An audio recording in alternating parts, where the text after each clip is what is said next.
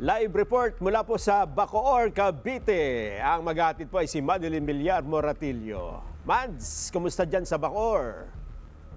Yes, Nelson at Jen, alam nyo, wala pang alas 5 ng umaga ay maraming mga kababayan na natin ang nagpunta dito sa Mambog Elementary School sa Bacoor, Cavite. Yung iba sa kanila ay wala pang alas 5. Yung isa nakausap ko kanina na naka-wheelchair siya ay 4:30 pa lang daw ng madaling araw ay nandito na siya para masigurong eksakto alas 5 pagbukas ng botohan yung early voting para sa mga kababayan nating senior citizen, persons with disability at mga buntis ay tiyak na makakaboto sa kanila sila.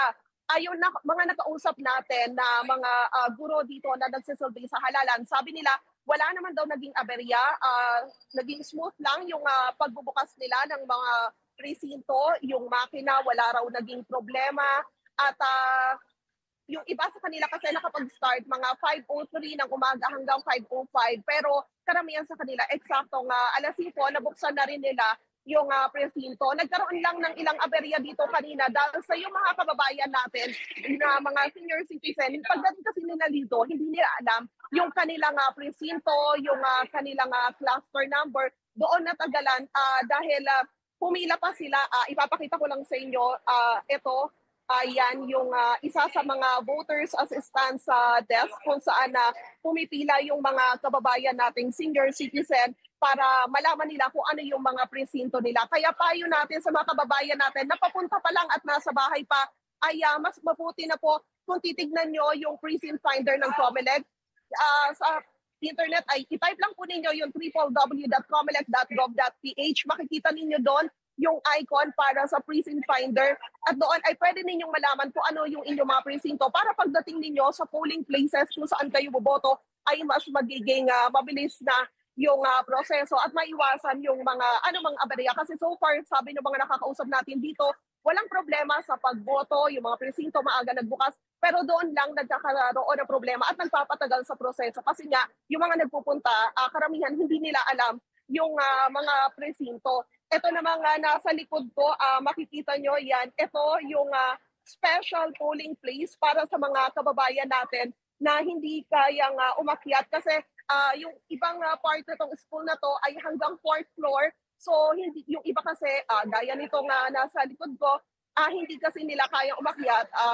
Merong lugar dito kung saan sila pwedeng pumunta. Merong nakatalaga na personnel dito na siya yung magpapasok na lang ng kanilang balota kung saan presinto sila boboto. So alas 5 hanggang alas 7 ng umaga ang early voting hours na itinalaga ng COMELEC para makaboto yung mga kababayan natin, PWD, senior citizen at maging mga buntis. Pero pinapayagan na makaboto yung kanilang mga companion, yung kasama ng mga PWD, buntis at maging mga nakatatanda para hindi na rin naman sila bumalik mamaya at makisabay sa dagsa ng mga botante. Ito kasi nga Mambog Elementary School, 3 barangay yung kinikater niya. Kaya naman kapag nagsimula na yung alas 7 ng umaga, ay talaga namang pakahaba ng pila sa labas nitong eskwelahan na ito. Kaya pinapayagan na rin ng mga guro na makaboto yung mga kababayan natin na merong kasama naman na mga kasama sa priority para sa early voting hours. So yan ang pinakahuling sitwasyon mula dito sa Bacoor, Cavite. Balik sa iyo dyan, Nelson Chen. Diyan din yata boboto. Diyan ka ba boboto, Mads? Oo, dito rin tayo boboto. Ayan. Early voting ka, di ba? Buntis. Oo. Pwede magpanggap. Pwede. Ayun. May bawal yun Ganun. ang pinapayagan, yung mga halata talaga na buntis at kung meron silang maipapakita na certificate mula sa kanilang mga doktor. Ganun ba? Ayun. Total ikaw naman din na nagko-cover sa COMELEC, di ba? Totoo ba na kahapon yata, ewan ko kung ngayon pwede na, nilimitahan ng GCash yung pagsasend ng pera dahil para daw hindi magamit sa vote buying. Totoo ba yon? Oo, tama ka dyan. Nilimitahan nila yung pagpapadala. Actually, yung mismong GCash na app, meron na rin silang advisory sa kanilang mga user na merong limitasyon. Pero yan naman ay sa pagkakaalam ko, hanggang sa pagkatapos lang ng eleksyon.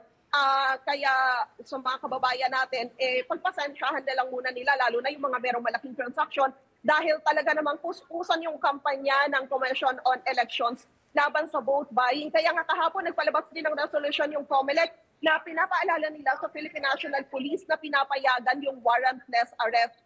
Bagamat sabi ng COMELEC, pinapayagan din yung citizens arrest, yan naman ay hindi nila ina-encourage.